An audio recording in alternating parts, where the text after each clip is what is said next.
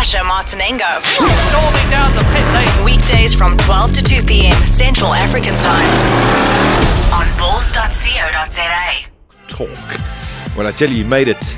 This guy gets zoot around anywhere, that's for sure. Even if you think he's lost, not a chance. Although, I've got to be honest, I don't think he was driving because he's not old enough to drive in South Africa. Incredible. I know he's only here for a few days. It is such a great pleasure to welcome superstar motorcyclist Brad Binder to Gearz. Welcome, Brad. Thanks so much for having me on the show today. It's no problem. Have we got you nicely on the camera there? I'm just trying to make sure. Maybe get a couple of girls looking for your autographs and that kind of stuff. Sounds like a plan. Now, you see, there, typical South African. Also, Gary Famato in the studio, so it's also great to see you, Gary. Yeah, good to be here. Yes, as always. Brad, I know you are jetting in and out. For those who don't know, because people sit there, and I must say, I know you're not listening because you're busy racing when we have our South African guys talking about the MotoGP category. And they talk you up a lot. Just to let you know, we're very, very proud of what you're doing in Moto 3. But also, there's a lot of people, most probably listening right now, who've never heard of you, unfortunately. So now we're going to find out exactly who Brad Binder is. So now, how old are you? Well, I'm turning 17 now in August. 17? 17, yeah. Okay. And you live in Spain? Yeah, from the start of the year, we just decided it would be easier to base ourselves in Europe because most of the rounds are, well, obviously European. So flying, as much as I'd like to just stay in South Africa and just fly in and out, it's just too far and it tires you out too badly for the races. Yeah, no, that makes a lot of sense, but it's also quite costly. So I mean, you got to have some proper sponsors behind you. Of course, you know, racing is an expensive sport. Everyone needs sponsors. Looking for a few right now, to be honest. Okay. So we're looking for some more. We'll try and help you here on Gearz. I wanted to know what made you get into motorcycling. How did it all start, and when did you start? I mean, you're only 16 years old, nearly 17. How did it all start? Well, I started off in karting. I used to race cadets and GP juniors. Okay. Then sort of, well, when I was doing karting, I always used to have a 50cc road bike. Then we would like do karting on Saturday and go ride bikes on the Sunday. Okay. Then after a while, I just decided I preferred bikes. So yeah, I think I. Well, not everyone can be perfect, but that's okay. No. 2 wheels is better than 4. We won't get into that argument. But now, but you're still at school. Yeah. Well, what I'm doing right now is I'm trying to get my. It's called high school diploma online. Yeah. So I sit on the internet all day, try to do my schoolwork. Oh, yeah, I can imagine how successful that's going. It's difficult, but I'm getting there. Okay, so you are doing like sort of homeschooling as well as racing.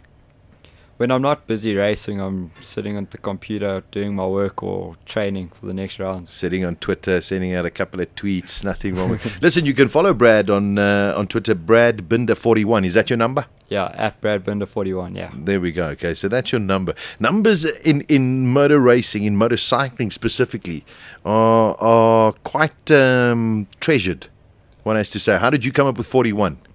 Well, I started off with number 14, and then when I wanted to move up into the GP 125 class, someone had number 41. Someone had number 14, sorry. So then I just switched the digits around, and then that's how it stayed ever since. Okay, so it's always been there. Yeah, always. All right. Now, let's find out a little bit. You won, it was last year, I think it was April, or you won a Moto 3 race, was it Spain? No, Portugal. Yeah, last year I won the Portuguese Red Bull Rookies. Red Bull Rookies. Yeah, Red Bull Rookies round. Okay, so from Red Bull Rookies, then you decided going to Moto 3. Yeah, how it basically works is you got to try get into Spanish Championship or IDM or something like that, and then do a couple of years in that, get people to know you, and then try work your way into Moto 3 at the end of all of that. All right. So now you're in Moto 3. It was a bit of a crazy race at Le Mans 2 weeks ago. Yeah, not so clever, but I just decided at the start, if I'm not top 5 in the first corner, the guys are going to get away as usual. But yeah, starting 16th, had a bad qualifying, battled the day before in the wet conditions. So yeah, I just held the first corner pinned, and then when I needed to brake for the second corner in the rain, I put the bike in neutral instead of first gear. When it jumped back into first, I ended up crashing and taking out another rider. All right. Well, these things happen. But I mean, coming from South Africa, I mean, you've done a lot of racing over here. It's not as though we do a lot of wet weather riding. So, I mean, going into Europe, it must be quite a change. That's been my problem for the last 3 years. Every time it rains, it takes me too long to find where the limit is. And then by the time that time comes, the guys have already left me for dead. So, but for sure, I'm getting better at it. In the warm-up at the last GP at Le Mans, I think I ended up 7th fastest, but I led for a while, so I'm getting better in the wet conditions. Oh, well, that's very, very good. Listen, if you're just tuning in, it's Gearz, Balls Visual Radio. In-studio guest today is Brad Binder, Moto 3 rider. So stick around. We're going to take another tune, and then, of course, we'll be back with him. Studio guest at the moment is young Brad Binder, our South African superstar who races in Moto 3. We were talking about wet weather, one thing. The other thing we were just talking about off air, which we want to share with you, Brad, is a lot of these tracks that you're racing at, you've never raced at before. So, I mean, it's really been thrown in the deep end. Yeah, I like to think of this year as a learning year, but with the amount of money it costs to race, learning isn't one of those things you have time for. Yeah, you got to actually produce the results. Yeah, this year I'm planning to get a podium or top 5 at least. I have to. Don't you ever just go and like knock on Valentino's door and say to him, "Hi, I'm Brad. Can you, I've never raced here before. Can you just help me out?" I'm sure Rossi would be keen to help me. But I mean, let's talk about the MotoGP guys, because there are quite a few of them that take quite a lot of interest in Moto 3 and Moto 2. So I mean, a lot of them do watch it. So you shine up there. You never know. You could be progressing even quicker. Yeah, I'm quite good friends with most of the Moto 3 and Moto 2 riders. I know a couple of the MotoGP boys, but you don't often see the MotoGP guys because they're always hiding in their camper or trying to stay away from everybody. Yeah, no, they become quite famous quite quickly. Yeah, very. So now apparently you've also got a brother who's racing, but he's racing here in South Africa.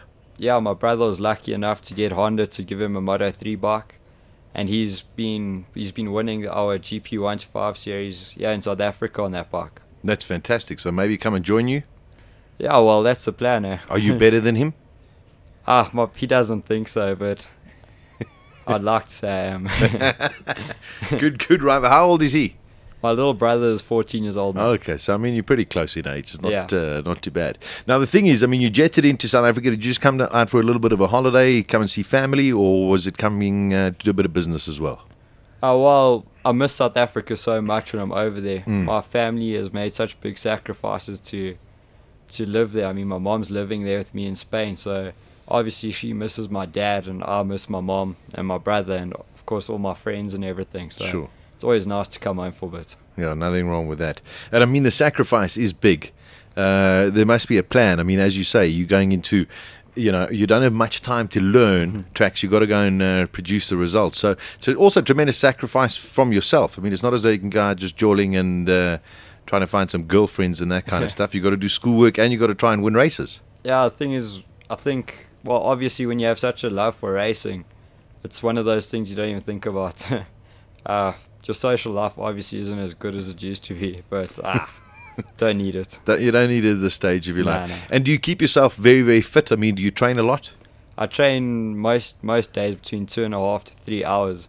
Just mostly cardio. I don't really lift weights often, just to try to stay as light as possible for the Moto 3 bike. Okay, and in terms of testing, how much testing do you guys have during the season? Or, I mean, you're flying off to Spain. You got a race this weekend in Barcelona. Okay, so there's been no testing this week. But between Grand Prix, do you actually have time to test? Are you allowed to test in terms of regulations? Well, how it works is at the start of the year, you can have a few private tests if you want. This year, I only had one private test at Valencia. And then you get 3 IRTA tests, which everybody are at. And that's it for the year. And then you start round 1. All right, so I mean, you're going this weekend. You're going to be racing in Barcelona. Circuit also, you never raced at before. Going to be pretty tricky. Got to hope that it's dry. Yeah, of course, with Europe, you never know whether it's going to be dry or wet. But I've never been to the track, but I don't think it's too much of a problem for me because I seem to learn tracks quite fast. Okay. So yeah, should be a good one. And I mean, you've mentioned it just a couple of minutes ago. I mean, you want to try and get a podium or top 5 somewhere along the line. Is that your ultimate goal for the season? How many races have you got left? Well, I think we're coming into round 5 now. We have 17 rounds this year. The only round we don't do is Laguna Seca, where the MotoGP bikes only go to. You're not missing out there, but Yeah, exactly. you don't want to go through that corkscrew. Well, actually, I really do. But for now, I'm not. It's the only thing that I remember of Laguna Seca is the damn corkscrew. I don't remember anything else of the circuit. And in terms of your rivals, how is your bike compared to, say, teams who've got a little bit more sponsorship? Is there a lot of tweaking that goes on? How different is like a top Moto3 bike to your kind of bike? Well, the thing is, my engine is really, really good. Okay. The KTM engine is always, I think my bike's mostly always top 5, top 10 in the top speed traps. But the thing is, the KTM doesn't pull out the corners as hard as the Honda does. Okay. But, and yeah, I'm battling a little bit with the setup of my bike. But Kalex, the German company, are really working harder. And they've built a new frame, and we should have it in the next round or 2. All right. And technically, do you think you're quite an astute rider where you can actually give feedback to your mechanics and engineers and say to them, listen, you know, it's not pulling out over here, or it seems to be sliding in the front, and do they correct it for you? Do you think you're technically quite savvy? Oh, that's one thing I'm usually really good at. Okay, good. Yeah. So yeah, I always give back good feedback, and often my setup goes to my teammate, because my teammate likes to just switch his brain off and go flat out. No love lost there, that's for sure. Oh, well. Yeah, well, that's it. Beat your teammate first. Gary will tell you. Absolutely, absolutely. Enemy number 1, that's the way I like to see it. Yeah, there we go. You got it. You got to be number 1. Brad, listen, it's great to have you in the studio, and any time that you're back in SA, or even when you're over there and you got a couple of moments, we'll definitely keep in touch. We want to have you right up there, and we'll definitely be shouting for you. So we definitely got your back this side. You go and make us proud on that side. Oh, thanks so much for having me today. I'll try my best. I'm sure you will. There we go. Brad Binder. Go and follow him on Twitter at BradBinder41. That is his racing number. Also this weekend, you'll catch him live on Supersport Moto 3, and he'll be up against... It's a big field, Brad. How many bikes are there now? There's 34 people racing Moto 3 this year. 34 bikes, all trying to get through turn 1 at Barcelona. It's going to be hairy. But give your support out for Brad Binder. Great to have you in the studio. Thanks very much for coming in. Safe journey back home to Spain. And we'll definitely be following you and making sure that you get as much airtime as possible, Brad. Thanks so much. It's a pleasure. Thanks for coming. Gearz on bulls.co.za with Sasha Martinengo. He's kept himself out of trouble. Weekdays from 12 to 2 p.m. Central African Time.